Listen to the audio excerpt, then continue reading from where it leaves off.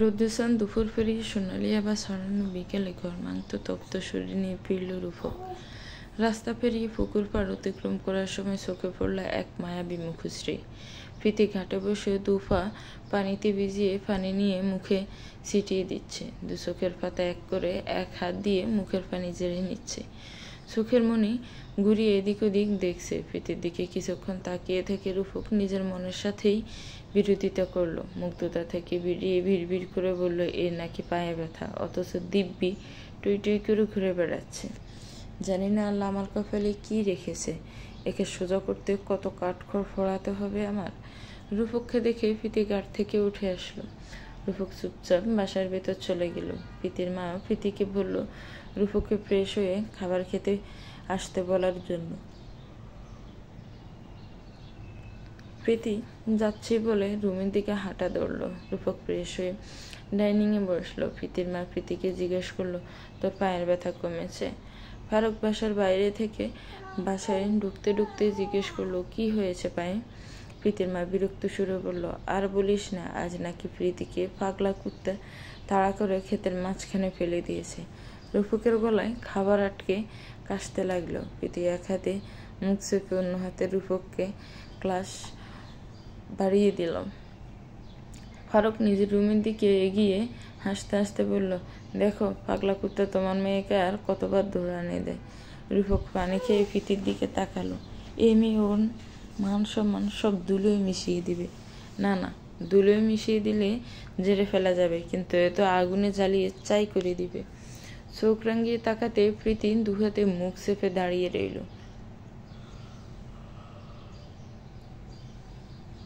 বিকেলে সবার কাছ থেকে বিদায় নিয়ে প্রীতিকে নিয়ে রূপক নিজের বাড়ির উদ্দেশ্যে রওনা দিল। মাঝ রাস্তায় গাড়িতে রূপক প্রীতিকে শান্ত কিন্তু বরাট কণ্ঠে জিজ্ঞেস করলো, তোমাকে আজকে পাগলা কুত্তা দৌড়ানি দিছে? প্রীতি ভীতি চোখে সে দ্রুত মাথা নেড়ে না জানালো।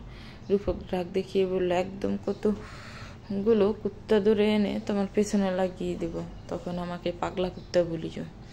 প্রীতি মাথা নাড়িয়ে বলল, আমি কুত্তা বলিনি তো আপনাকে, আসলেই একটা চুপ।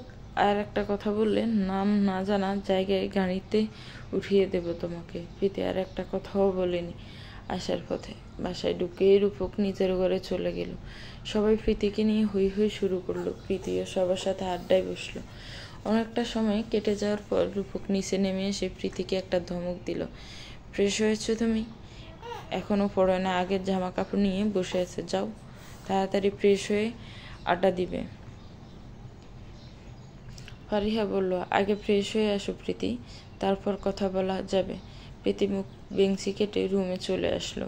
ঘড়ির কাঁটা 11টার পরে পৌঁছেছে। চারিদিকে অন্ধকার ডেকে আছে। পরিবেশ তখন একেবারে শান্ত স্তব্ধ। কোনো কোলাহল নেই। অক্ষরিত তারায় তারায় পূর্ণ। ফারুক দুহাত পেছনে নিয়ে একগুচ্ছ গোলাপ হাতে ফাইসেরি করছে স্বপ্নাদের বাড়ির পেছনের রাস্তায়। স্বপ্নার ঘরটা যেখানে ঠিক সেখানে গিয়ে দাঁড়িয়েছে ফারুক। স্বপ্না জানালার দ্বারে দাঁড়িয়ে প্রতিদিনই পরখ করে ফারুককে, কিন্তু কখনো সামনে যায় না। কি দরকার শুধু শুধু কাউকে আশা দিয়ে মায়ায় ফেলার? সে তো দ্বিতীয়বার আর কারো মায়ায় পড়তে চায় না। তাছাড়া সমাজও ঠিক স্বপ্নার দিকে আঙুল তুলবে। একটা বিধবা মেয়ে হয়ে বড় লোক বাড়ির জোয়ান ছেলেকে হাত করেছে। স্বপ্ন কখনো নিজের মনকে প্রশ্রয় দিতে চায় না। ফারুক জানালার পাশে দাঁড়িয়ে লুকিয়ে থাকা স্বপ্নার ওড়নার কোণা দেখে মুচকি হাসলো। তুমি নিজের অজান্তে আমাতে জড়িয়ে যাচ্ছ, সে কি তুমি জানো? আমার স্বপ্ন পরি নিজেকে আড়াল করছো আমার কাছ থেকে, নিজের কাছ থেকে, নিজের অস্তিত্বের কাছ থেকে আড়াল করতে পেরেছো কি? একদম তুমি হারবে, নিজের মনের কাছে হেরে যাবে, আমার ভালোবাসার কাছে হেরে গিয়ে ফিরবে আমার কাছে। একগুচ্ছ ভালোবাসা রেখে গেলাম তোমার জন্য, আবারও আসবো আমি, প্রতিবার গুচ্ছ গুচ্ছ ভালোবাসা রেখে যাব তোমার জন্য। পেছন ঘুরে ফারুক হাঁটা ধরল। তখনই স্বপ্না জানালার পাশে এসে দাঁড়ালো। ফারুক আবারও পেছন ঘুরল।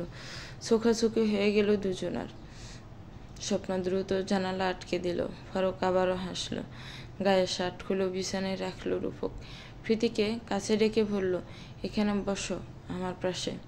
প্রীতি গুটিসুটি পায়ে এসে বসলো রূপকের পাশে। রুফক ঠোঁট প্রসারিত করে বলল, তুমি কতটুকু পড়ালেখা করেছ? প্রীতি চুপচাপ উত্তর দিল, মেট্রিক পরীক্ষা দিয়েছি। এরপর বাবা বলে আর পড়তে হবে না। তারপর বিয়ে হয়ে গেল। রুফক আবারও বলল, তোমার রেজাল্ট কি ছিল? প্রীতি খুশিতে গদগদ হয়ে বলল, 3.41 পেয়েছি। রুফক ভাবছে সামান্য 3.41 পয়েন্ট নিয়েও কি খুশি? মনে হচ্ছে গোল্ডেন পেয়েও কেউ এত খুশি হয় না। সব বাদ দিয়ে রুফক জিজ্ঞেস করলো, আচ্ছা তুমি পড়ালেখা করে কি হতে চাও? প্রীতি অনেকক্ষণ ভেবে তারপর বলল, আমি টিচার হতে চাই। রুফক কপাল কুঁচকে বলল, আচ্ছা তো তোমার টিচার হওয়ার এত শখ কেন? প্রীতির নখ কামড়া বলল, ফলাফলের সাথে থাকতে আমার ভাল লাগে। আর ছোটবেলায় স্যাররা আমার পিঠে কড়াস কড়াস করে বেত ভেঙেছে, এবার আমিও আমার ছাত্রদের পিঠে বেত ভাঙব।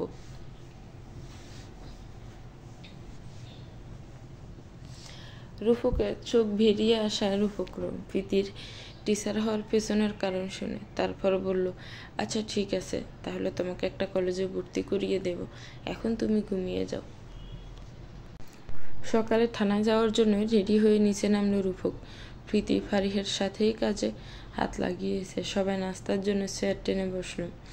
রাহাত কথা উঠালো, সে কিছু বলতে চায় সবাইকে। বাবা মা সম্মতি দিতে গলা জেরে রাহাত বলল, আমি কিছুদিনের জন্য ফারিহাকে ঢাকায় নিয়ে যেতে চাই, তোমাদের যদি আপত্তি না থাকে। রাহাতের কথায় ফারিহার লজ্জায় মাথা নিচু করে ফেলল। বাবা খেতে খেতেই বললেন, তুমি যা বলো মনে করো, এতে বৌমারও ঘুরে আসা হবে। রূপক মাঝখানে বাহাত লুকিয়ে বলল, প্রীতিকেও তোদের সাথে নিয়ে যা, ওখানে মুনির কলেজে ভর্তি করিয়ে দিবি। ভাবি যেহেতু যাচ্ছে আর একটু বড় ফ্ল্যাট নিয়ে 4 জনেই থাকতে পারবে। রাহাতের মন চাইছে রূপককে ইট মেরে ফুতে ফেলতে। কোথায় নিজের বউকে নিয়ে ঘোরাফেরা করবে তা না করে বাইয়ের রোমাঞ্চের 12টা বাজানোর জন্য বসে আছে। হাত দিয়ে সিমটি কেটে চাপা সরে রূপককে বলল, ভাই তুই আমার রোমাঞ্চের 12টা বাজানো ধান্দা করছিস? সুখে থাকতে ভূতে কিলাই তোরে। তাছাড়া আমি ফারিহাকে একসাথে নিয়ে যাচ্ছি না, কয়েকদিন থেকে চলে আসবে ফারিহা। দুই ভাইকে ফিসফিস করে কথা বলতে দেখে হাজেরা বেগম বললেন, বড় বৌমা যাচ্ছে যাক, ছোট বৌমা এখানে কোনো কলেজে ভর্তি হতে পারবে। দুই বউ একসাথে চলে গেলে আমি বাড়িতে বসে থেকে কি করব? রূপক খাবার শেষ করে টিস্যু দিয়ে মুখ মুছে বলল, আচ্ছা প্রীতিকে নিতে হবে না, ভাবি না হয় কিছুদিন গিয়ে ঘুরে আসুক। রূপক বেরিয়ে যেতে পাশের বাসার একটা 18-19 বছরের ছেলে আসলো। রূপকের ফ্যামিলির সাথে ওদের সম্পর্ক খুব ভালো। ছেলেটা নানার বাড়িতে থেকে পড়ালেখা করে কালকেই বাড়িতে এসেছে। ভাবলো রূপকের মায়ের সাথে দেখা করবে। হাজেরা বেগমকে সালাম দিতে হাজেরা বেগম মিষ্টি হেসে বলল, আরে আপ্পান, কখন এলে? আসো আসো, ভিতরে আসো। প্রীতি ফেল ফেল করে ছেলেটার পা থেকে মাথা পর্যন্ত দেখে নিয়ে বিড়বিড় করে বলল, আপ্পা নাকি হাফ প্যান্ট পরনেও দেখছি, হাফ প্যান্ট। ফারিহা প্রীতির মুখ চেপে ধরে বলল, এসব বলিও না, সবাই শুনলে কি ভাববে? হাজেরা বেগম পরিচয় করিয়ে বললেন, আপ্পান ও হলো রূপকের বউ প্রীতি ও হলো আমাদের পাশের বাসার ছেলে আপ্পান। আপ্পান হাই জানালো। প্রীতি দাঁত কেলিয়ে বলল, হাই আপ্পা। না আপ্পান। ছেলেটা সরু চোখে প্রীতির দিকে তাকাতেই প্রীতি একেবারে এপার ওপার দাঁত কেলিয়ে দাঁড়িয়ে রইল। হাজেরা বেগম নিজ হাতে রান্না করছেন। রুবি এক পাশে দাঁড়িয়ে আছে, কোনো কথা বলছে না। হাজেরা বেগম এক পলক রুবির দিকে তাকিয়ে রান্নায় মন দিলেন। গতকাল কারোর সাথে কোনো কথা বলতে দেখে রুবি ওনার কথা আগলে সন্দেহের চোখে জিজ্ঞেস করলেন, কার সাথে কথা বলছে? রুবি নাকি ওর বান্ধবীর সাথে কথা বলছিল। বাড়ির সবাই কেমন আছে খোঁজ খবর নেওয়ার জন্য পরিবারের সবার কথা মনে পড়াটা স্বাভাবিকভাবে হাজেরা বেগম আর বেশি ঘাটালেন না।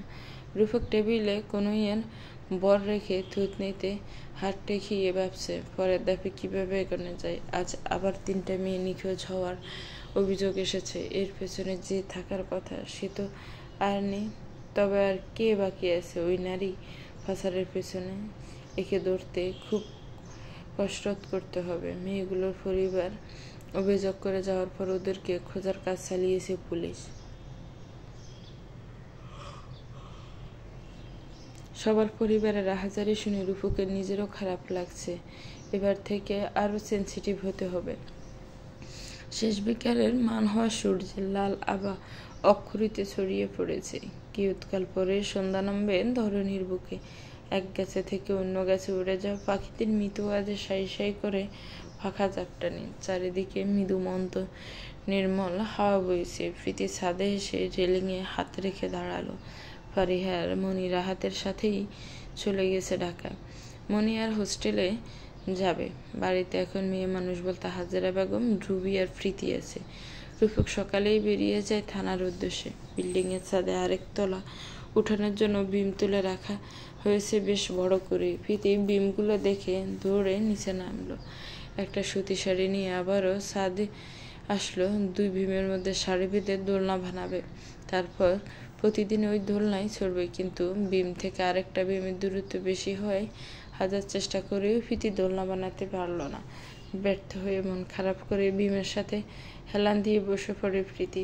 পাশের ছাদ থেকে আপ্যায়ন প্রীতির কর্মকাণ্ড ফরক করে হাসছিল।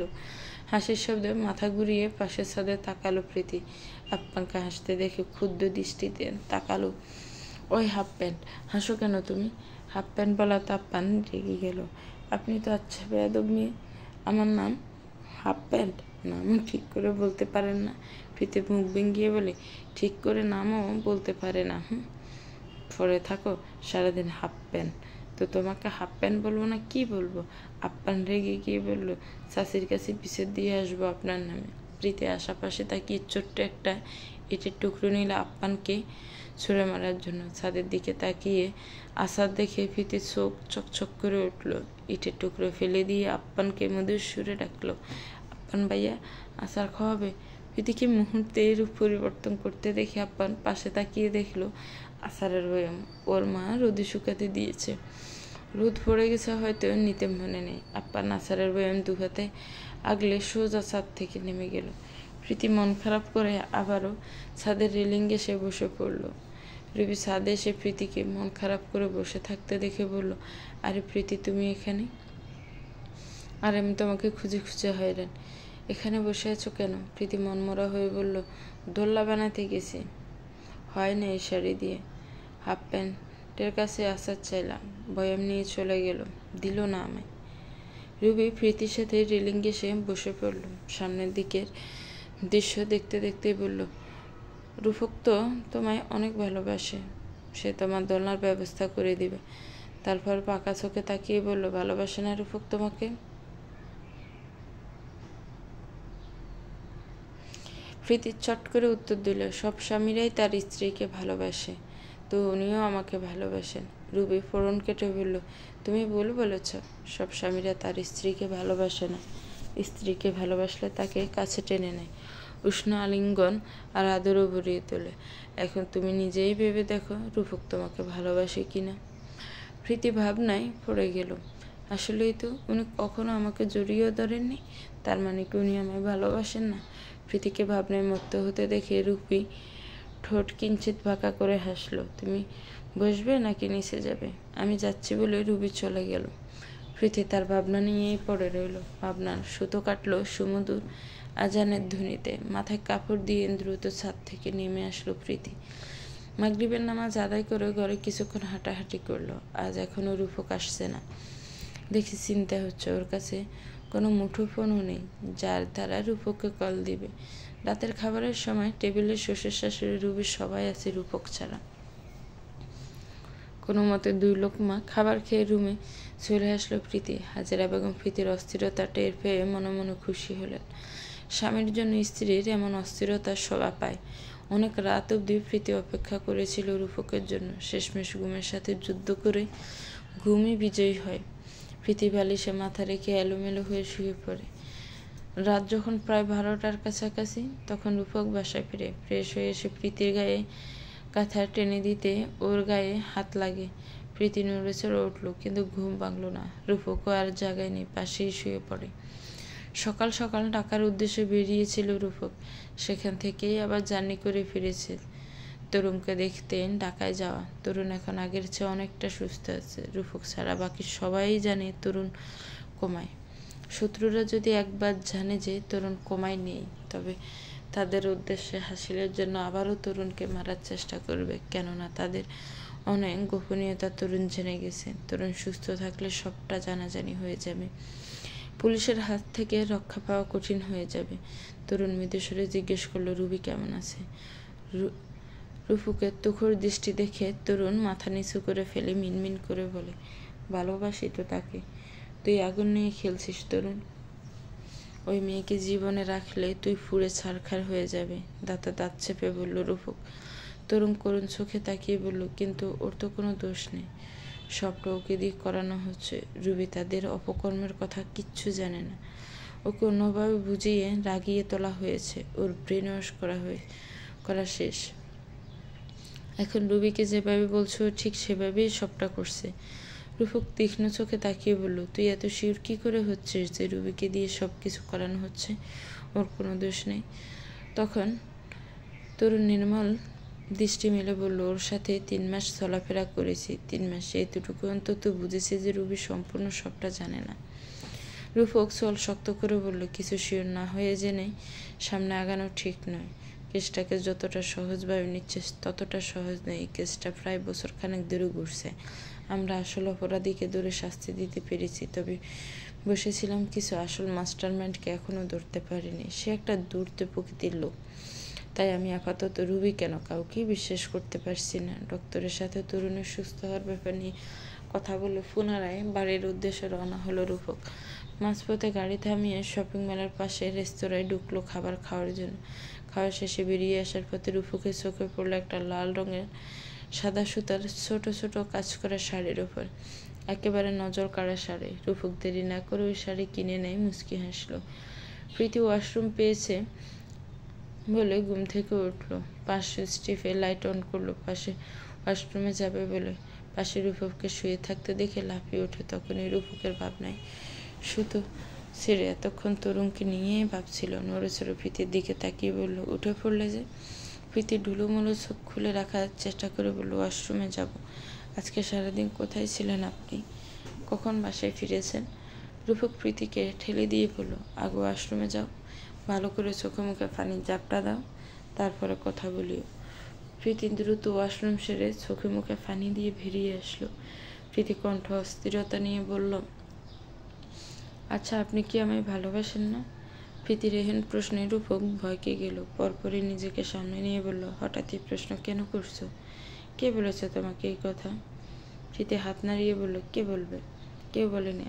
আমার মনে হচ্ছে আপনি আমাকে ভালোবাসেন না। ভালোবাসলে আমাকে সময় দিতেন। এখন কি আপনি আমাকে সময় দিচ্ছেন? সারাদিন আসামিদের পেছনেই সব সময় নষ্ট করেন। রূপক গা ছাড়া ভাব নিয়ে বলল, তোমাকে আমি ভালোবাসবো কোন দুঃখে? তুমি আমার কথা শোনো। প্রীতি মুখটা একটুখানি করে ফেলেছে, মৃদু স্বরে বলল, এখন থেকে আপনার সব কথা শুনবো আমি, তাহলে ভালোবাসবেন তো? রূপক গায়ে কাঁথা টেনে বলল, আগে কথা শোনো, তারপর দেখা যাবে। তোমার তো কথা ঠিক নেই। এখন বলছো আমার সব কথা শুনবে, সকালেই হয়তো সব ভুলে যাবে। সকালে রেডি থাকবা, তোমাকে কলেজে ভর্তি করিয়ে আনবো। প্রীতি চুপি চুপি রূপকের দিকে ফিরে শুয়ে পড়ল। রূপক ঘুমিয়ে গেছে কিনা জানা নেই। প্রীতি মৃদুস্বরে বলল, আমাকে একটা দোলনা কিনে দিবেন? কোনো উত্তর না আসায় প্রীতি আরও কথা বাড়ালো না। পাখির কিচিরমিচির কলধ্বনি নিয়ে আসলো নতুন ভোরের আগমন।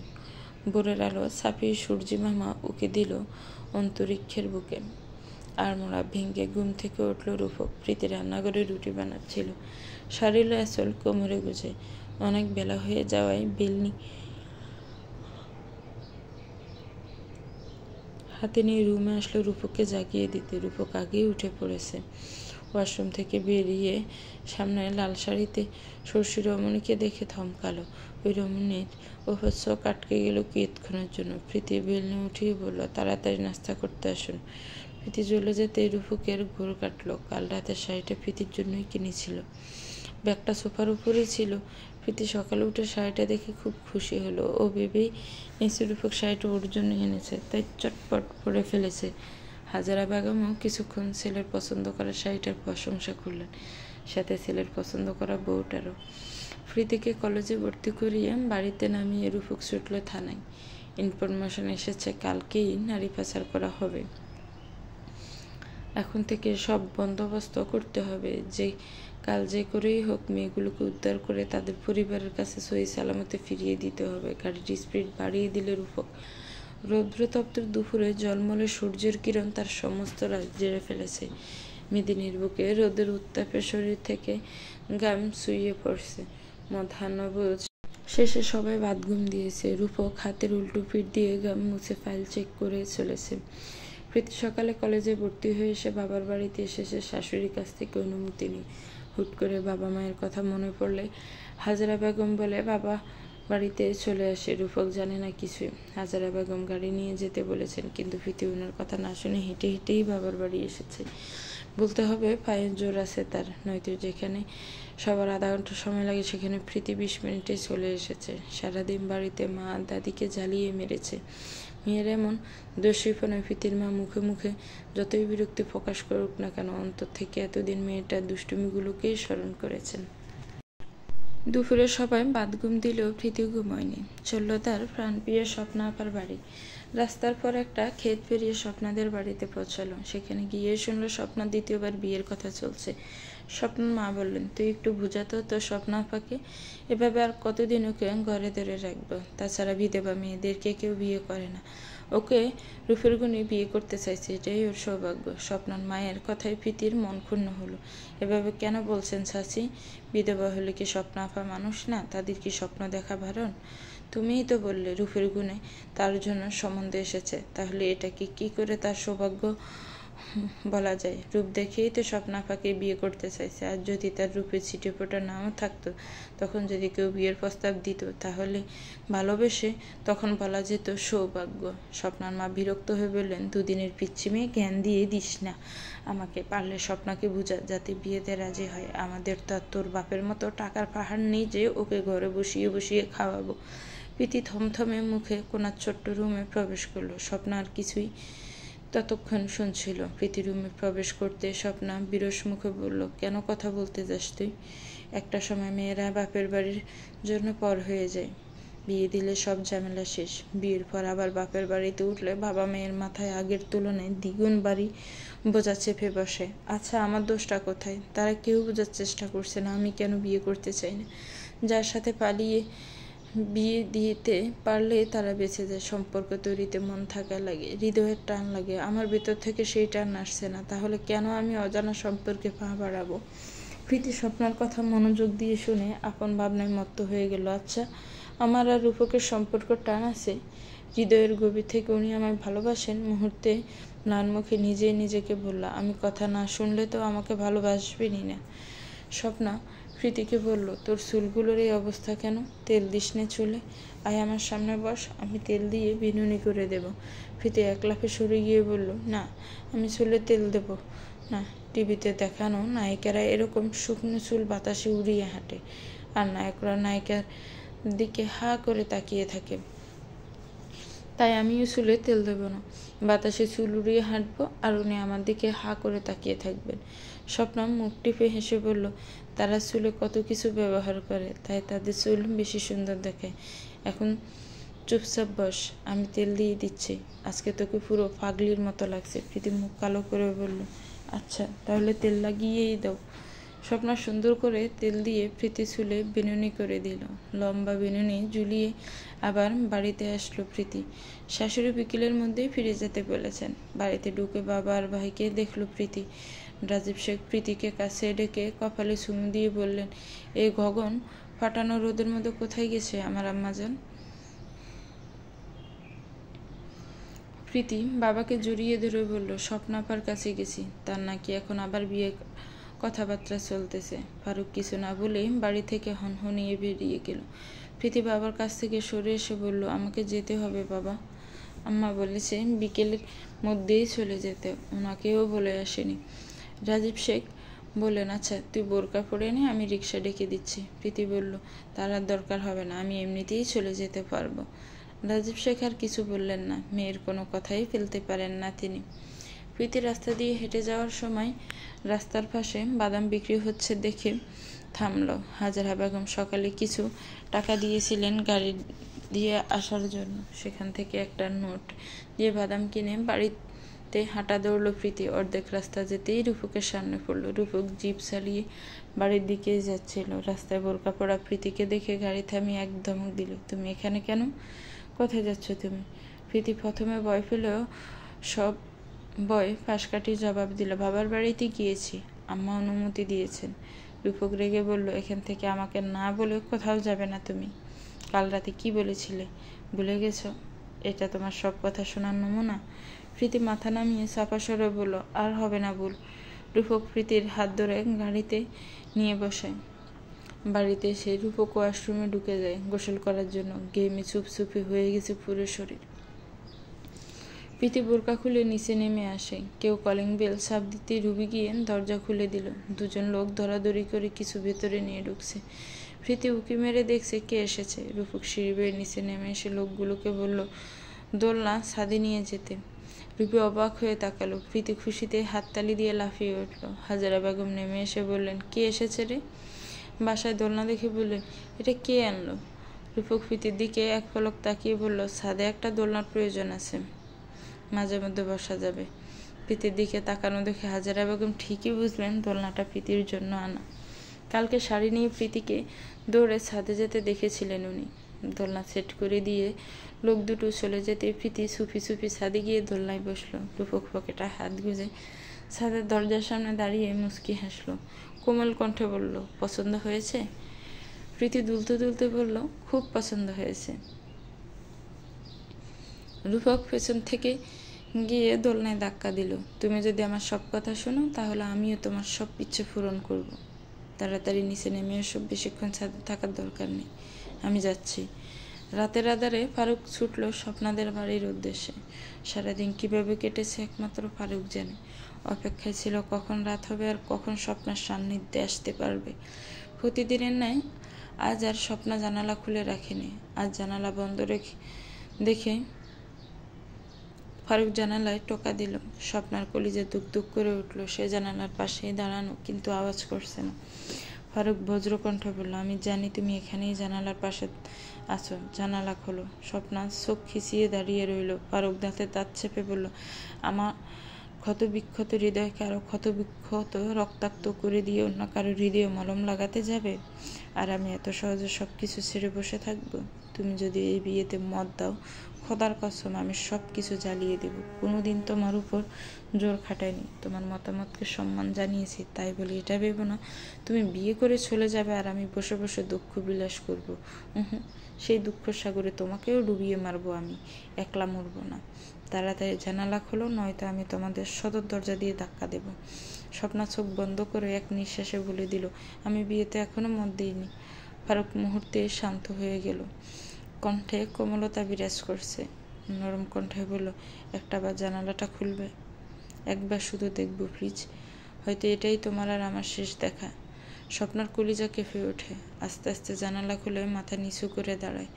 ফারুক এক পলক দেখে আর দাঁড়ালো না, চলে গেল। স্বপ্না জানালা বন্ধ করে খাটে গিয়ে বসলো। আল্লাহ, তুমি আমাকে এই কেমন পরীক্ষা পেলে? আমি চাই না আমার দ্বারা কোনো ভুল হোক, তুমি আমার সঠিক পথ দেখাও। কলেজ থেকে বইয়ের লিস্টে দিয়েছে। প্রীতি সেই লিস্টে বাড়িয়ে দিল রূপকের দিকে, যাতে কালকেই বই এনে দেয়। স্বপ্নার খুলে দেওয়া লম্বা বেলুনি ঝুলিয়ে প্রীতি এসে খাটে বসলো। রূপক হাঁটার সাথে দোল খাওয়া লম্বা বেলুনিটা মনোযোগ সহকারে দেখছে। বেলুনি করা শিখে নিয়ে একদিন প্রীতি চুলে বেলুনি করে দিবে বলে ভেবে নিয়েছে রূপক। প্রীতি রেডি হয়ে নিয়েছে। রূপক বাইরে অপেক্ষা করছে। প্রীতিকে কলেজে নামিয়ে দিয়ে থানায় যাবে শাশুড়ির কাছে বলে ব্যাগ নিয়ে প্রীতি দৌড়ে বেরিয়ে আসে। রূপক জিপের দরজা খুলে দিয়ে ড্রাইভিং সিটে বসে পড়েন। গাড়িতে আর কেউই কথা বলেনি। প্রীতিকে নামিয়ে দিয়ে রূপক ছুটল থানার দিকে। প্রথম ক্লাস হয়, স্যাররা প্রথমেই সবার সাথে পরিচিত হয়ে নিচ্ছে। প্রীতির একটা মেয়ের সাথে পরিচয় হয়। নিজ থেকেই মেয়েটা প্রীতির সাথে কথা বলা শুরু করে। হাই, আমি আরমিন।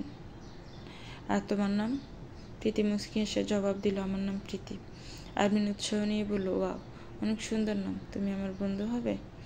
প্রীতির ঠোঁট বাঁকালো। মেয়ে হয় বান্ধবী, আর এই মেয়ে বলেছ বন্ধু। প্রীতি আর চোখে তাকাতে দেখে আরমিন বলল, কি হলো, হবে না আমার বন্ধু?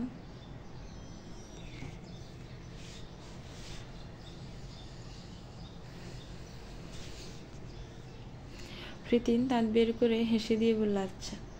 কথা জুড়ে দিল আরমিনের সাথে। দুনিয়ার যত সব আজগুবি কথা আছে সব বলে প্রীতি আরমিনের মাথা খারাপ করে দিয়েছে।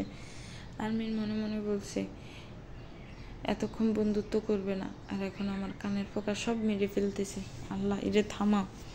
ক্লাস শেষ করে প্রীতি রিক্সা ডেকে বাড়িতে চলে আসে। রূপক বলে দিয়েছে রিক্সায় করে চলে আসতে, হেঁটে হেঁটে যেন না আসে। দুপুরের খাবার খেয়ে প্রীতি ছাদে চলে গেল। দোলনায় বসে দুলছে। রুবি এসে পাশে বসলো। খুব ভালো লাগছে, তাই না? প্রীতি খিলখিল করে হেসে উঠে বলল, দোলনায় চড়তে আমার খুব ভালো লাগে। রুবি হুট করে এই তরুণের কথা মনে পড়ল। তরুণও তো রূপকের মতো রুবির সব আবদার পূরণ করত, কিন্তু আফসোস, রুবি শুধু অভিনয় করে গেল। প্রীতিকে বলল, রূপক কি তোমাকে বলেছে ও তোমায় ভালোবাসে? প্রীতি দোল খেতে খেতেই বলল, উনি বলেছেন আমি যদি ওনার কথা শুনি তাহলে আমাকে ভালোবাসবেন। আচ্ছা, আপনি এই কথা শোনার জন্য এত উদ্বিগ্ন হয়ে আছেন কেন? রুবি থতমত খেয়ে আমতা আমতা করে বলল, না, আমি তো এমনিতেই। আচ্ছা, বাদ দাও এসব। প্রীতি বলল, আমি কি কথা উঠিয়েছি নাকি? প্রীতি এখনও কেন জানি রুবিকে আপন করে নিতে পারেনি। শুধু মনে হয় এই বুঝি রুবি রূপককে কেড়ে নিবে। তাই এক বাড়িতে এতদিন থাকার পরেও দুজনের মধ্যে তেমন একটা ভাব নেই।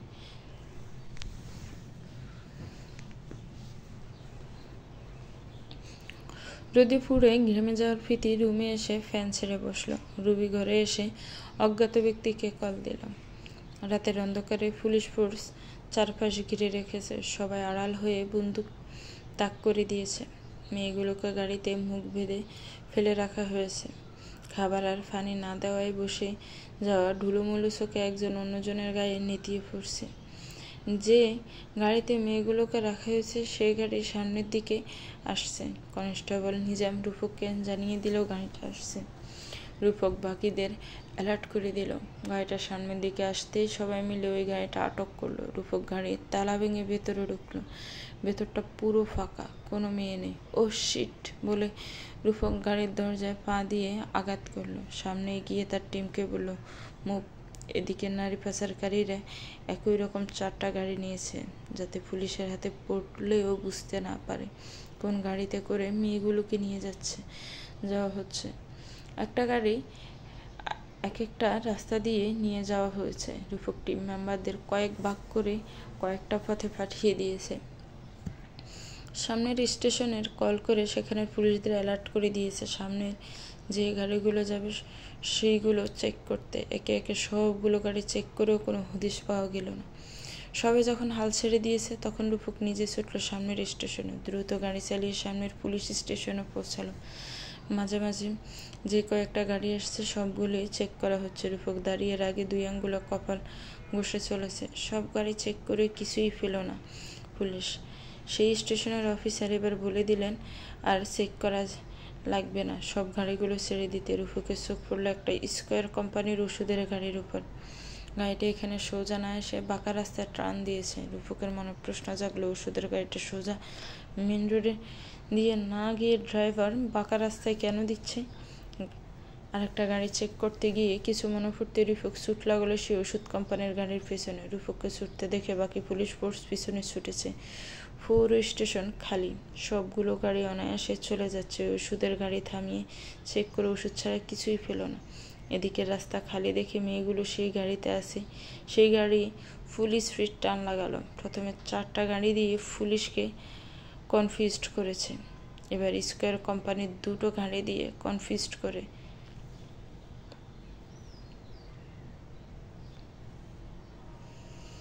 যখন সবাই একদিকে ছুটল তখন অন্য ওষুধের গাড়ি যেটাতে মেয়েগুলোকে রাখা হয়েছে সেই গাড়ি রাস্তা পার হয়ে গেল। এবার আর তাদের পাইকে।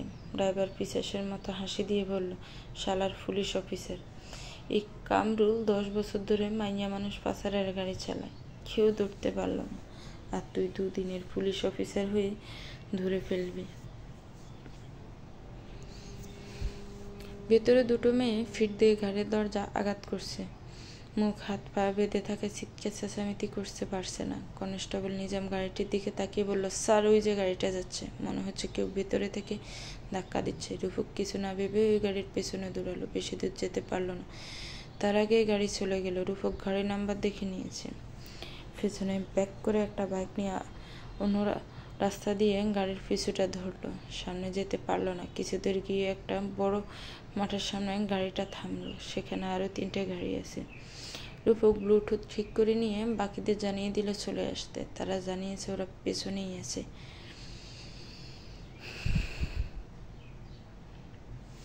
ওখানে যে 3টা কার ছিল সেখানে থেকে 4জন লোক নেমে এসেছে। মুখ ঢাকা তাদের। 2জন মধ্যবয়স্ক আর 2জন 29-30 বছরের যুবক। পুলিশের গাড়ির আওয়াজ শুনে অজ্ঞাত 4 ব্যক্তি চমকে ওঠে। কেননা ওরা যেভাবে গাড়ি নিয়ে এসেছে সেটা পুলিশের জানারও কথা না। চারদিকে পুলিশ ফোর্স ঘিরে ফেলেছে। আত্মরক্ষার জন্য এবার বন্দুকের ব্যবহার করলো ওই 4 ব্যক্তি। গোলাগুলির মাঝখান থেকেই ওই 4জন কোথায় উধাও হয়ে গেছে। 4 জনের মাঝে একজনকে দেখে রূপকের সন্দেহ জেগেছে। মনে হচ্ছে লোকটা পুলিশকে হেল্প করার চেষ্টা করছে, কিন্তু পুলিশকে যদি হেল্প করবে তাহলে সে এসবের সাথে কেন জড়িত থাকবে। সার্জন পালিয়ে যেতেই রূপক গাড়ির তালা ভেঙে মেয়েগুলোকে বের করে আনে। রাতে পুলিশ ফোর্স দিয়ে সবাইকে বাড়িতে পৌঁছে দেয়। মেয়েগুলোকে উদ্ধার করতে পারলেও আসল কালপিটের ধরতে না পেরে রাগে ক্ষুব্ধ হয়ে যায় রূপক। থানার সব ঝামেলা শেষ করে বাড়িতে চলে যায়। প্রীতি আজ এখনো ঘুমায়নি। ঘুমে চোখ ভেঙে আসছে, তবুও টমের মতো পারছে না চোখের পাতায় কষ্টে মেরে চোখ খুলে রাখতে। রূপক চুপচাপ রুমে ঢুকলো। রূপককে আসতে দেখে প্রীতি উঠে দাঁড়ালো। আপনি এত রাতে আসলেন যে? আর বাসায় আসার কি দরকার ছিল? থাকতেন বাইরে রাস্তায় ঘুমিয়ে পড়তেন। রূপক কিছু বলল না। এমনিতেই প্রচণ্ড রেগে আছে নিজের উপর। কেন অপরাধীদের ধরতে পারল না তাই চুপচাপ রইল। চাইছে না নিজের রাগ প্রীতির উপর ঝাড়তে, কিন্তু প্রীতি এক নাগাড়ে রূপককে কথা শুনিয়েই চলেছে। থামার নাম নেই। রাগ সামলাতে না পেরে টেবিলের উপরে থাকা সব কিছু নেচে ফেলে দিল রূপক। ঝনঝন আওয়াজ করে ভেঙে গেল টেবিলের উপরে রাখা জিনিসগুলো। হিংস্র ভাগের মতো গর্জন করে উঠে বলল, আর একটা কথাও বলবে না। প্রীতি ভয়ে কেঁপে উঠল। বুকে ধুরু ধুরু আওয়াজ হচ্ছে। সারা শরীরে কাঁপুনি ধরে গেছে। এতদিনে রূপকের এমন রূপ দেখেনি প্রীতি। রেগে ধমক দিলেও এভাবে কখনো দমকায়নি। রূপক ড্রেসিং টেবিলের উপর থেকে একটা আর্টিফিশিয়াল ফুলের টব নিয়ে সেটাও ভেঙে ফেলল। প্রীতি রূপকের ভয়ে দৌড়ে গিয়ে রূপককেই পেছন থেকে জড়িয়ে দিল। কিছুক্ষণ পর রূপক একেবারে শান্ত হয়ে গেল। বরফের ন্যায় তার সমস্ত রাগ গলে পানি হয়ে গেল। প্রীতিকে সামনের দিকে টেনে এনে সিঁথিতে ঠোঁট সুজিয়ে বলল, যখন আমাকে একেবারেই চুপ থাকবে দেখবে তখন মনে করবে আমি প্রচুর রেগে আছি। সে সময় তুমি নিজেও চুপ থাকবে, আমার সাথে তখন কথা কম বলবে। সে সময় কেউ কথা বলতে আসলে আমি নিজের রাগ কন্ট্রোল রাখতে পারি না। আমি প্রীতির শরীরে তীব্র কাঁপুনি টের পেয়ে রূপক প্রীতিকে খাটে নিয়ে বসালো। পরপরই প্রীতি ছিটকে রূপকের কাছ থেকে দূরে সরে গেল। খাটের এক কোণে গিয়ে গুটিয়ে বসলো। রূপকে গিয়ে গিয়ে সামনের দিকে আসা চুলগুলো কানের পেছনে গুজে দিতে গেলে প্রীতি ভয়ার্থ চোখে তাকিয়ে নিজেকে আরো গুটিয়ে নেয়। রূপক আর কিছু না বলে প্রীতিকে কিছুক্ষণের জন্য একা ছেড়ে গোসলে চলে যায়। সারাদিন অনেক দৌড়ঝাঁপ হয়েছে, শরীর কেমন নোংরা হয়ে আছে। গোসল সেরে ভালো করে চুল মুছে শুতে আসতে দেখলো প্রীতি খাটের এক কোণে এলোমেলো হয়ে ঘুমিয়ে আছে। মাথার নিচে বালিশ নেই, কাঁথা বালিশ সব এলোমেলো। রূপক প্রীতির মাথার নিচে বালিশ দিয়ে ওকে সোজা করে শুইয়ে দিল। কপালে অদূর যুগলের উষ্ণ পরশ এঁকে দিল। আনমনেই বলে উঠল, প্রিয়তমা। পরক্ষণে নিজের মনেই হেসে উঠল। তো ভিউয়ার্স, গল্পটার এই পর্ব কেমন লেগেছে একটি কমেন্ট করে জানাবেন। গল্পটা ভালো লাগলে গল্পটাকে একটি লাইক করবেন, গল্পটাকে শেয়ার করবেন, আর আমার চ্যানেলটাকে প্লিজ সাবস্ক্রাইব করবেন। যারা অলরেডি সাবস্ক্রাইব করে রেখেছেন তাদেরকে অনেক অনেক ধন্যবাদ। ভালো থাকবেন, সুস্থ থাকবেন, আমার চ্যানেলের সাথেই থাকবেন। আল্লাহ হাফেজ, আসসালামু আলাইকুম।